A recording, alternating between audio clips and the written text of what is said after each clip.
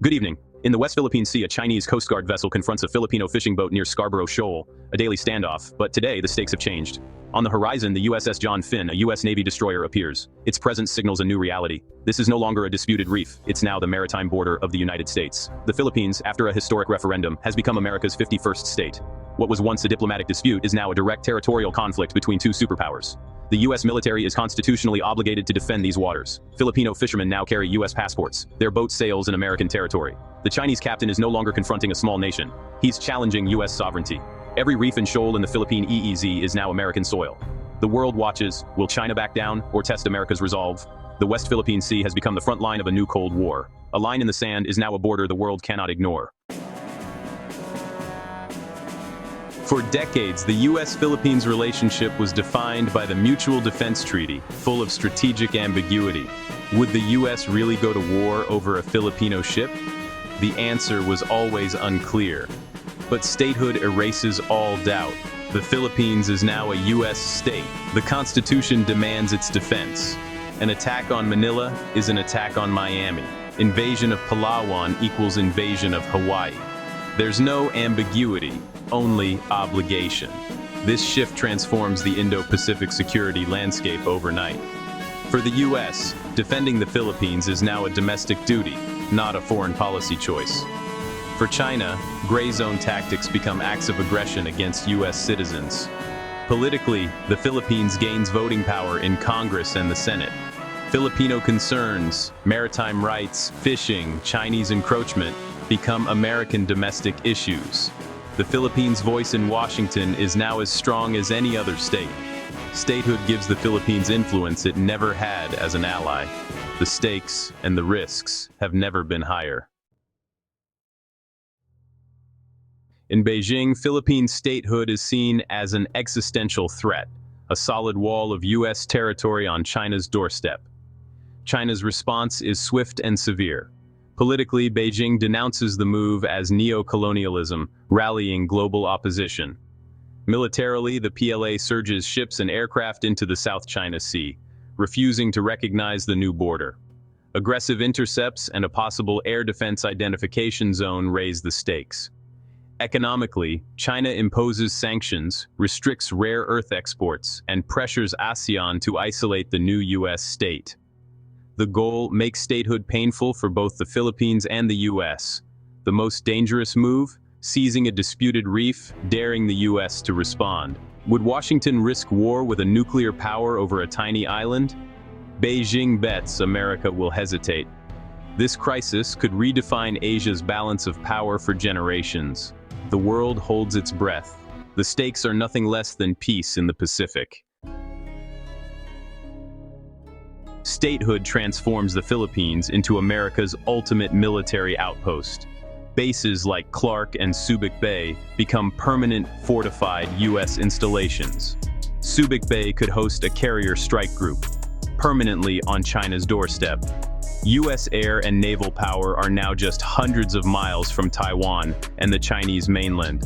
Luzon becomes a launchpad for any Taiwan conflict. Intermediate-range missiles, once banned, could target China from Philippine soil. Tens of thousands of U.S. troops and their families settle across the islands. Advanced radar, missile defense, and surveillance networks blanket the region. The Bashi Channel, vital for Chinese submarines, is now under U.S. watch.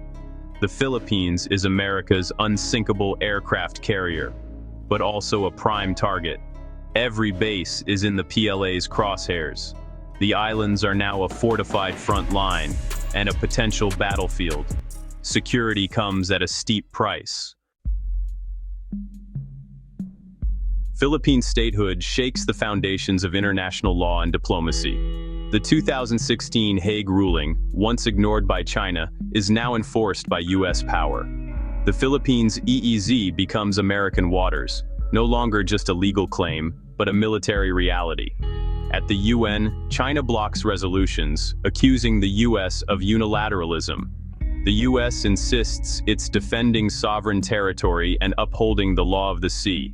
The UN is paralyzed. Superpower rivalry trumps international institutions. ASEAN is split. Some states lean toward U.S. security, others toward Chinese economic ties. The region's fragile unity fractures. Law gives way to power. The U.S. enforces, China resists. The South China Sea dispute is no longer about legal arguments. It's about who controls the water. U.S. Navy patrols, PLA challenges. This is the new order. The law of the sea is replaced by the law of force. The world's rules are rewritten in real time.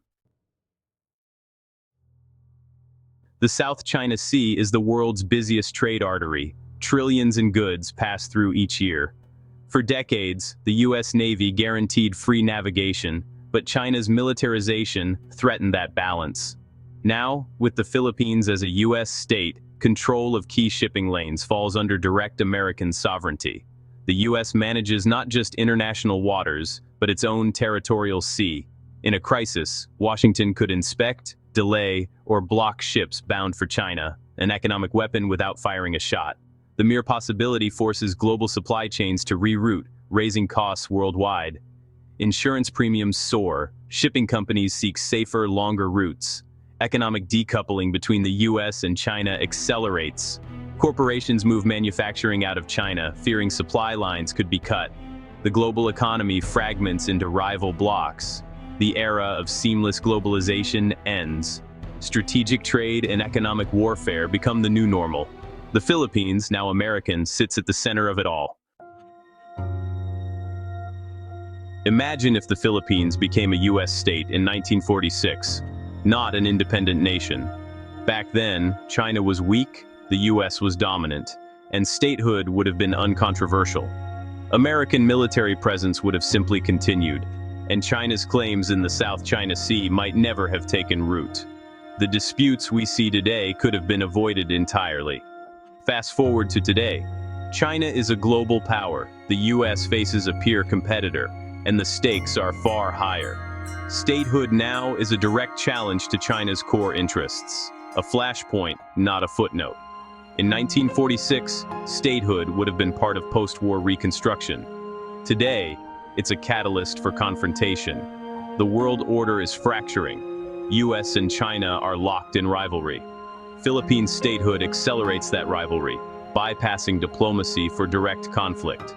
What was once a hypothetical is now a potential trigger for war. The context has changed. The consequences are far more dangerous.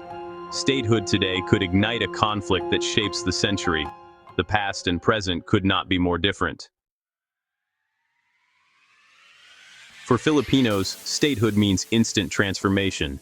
Billions in federal funds flow in, modern highways, ports, and energy grids rise. Social Security, Medicare, and Medicaid extend to 115 million new citizens. The minimum wage jumps to U.S. standards. The peso is replaced by the dollar. Economic boom sparks migration. Filipinos can live and work anywhere in the U.S., and Americans flock to the islands. Society becomes more diverse, but tensions over land, jobs, and culture emerge. Politically, the Philippines gains a powerful voice in Congress and 2 senators. U.S. federal law challenges corruption and political dynasties. But sovereignty is lost. Decisions are made in Washington, not Manila. English dominates schools and government. American culture becomes even more pervasive. The Filipino-American dream is within reach, but at the cost of assimilation. The nation's unique identity faces its greatest test. Can Filipino culture thrive within the American melting pot?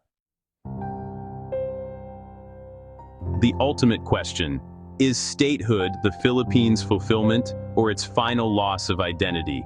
Economic prosperity, security, and stability are tempting. For a nation long beset by poverty and threats, statehood seems like a golden ticket. But the price is sovereignty, the right to self-determination, and cultural identity. Would Filipino culture fade into Americana? Would Tagalog become a secondary language? Statehood merges the Filipino story with America's, forever changing both. Some see it as evolution and protection, others as betrayal of hard-won independence. Millions of Filipinos already live in the U.S., proof perhaps that dual identity is possible. but others fear exploitation and cultural dilution. The debate is not just political or economic, it's about the soul of a nation. Is statehood a new dawn or a sunset on independence? The answer is unwritten. The world and the Philippines must decide what future to choose.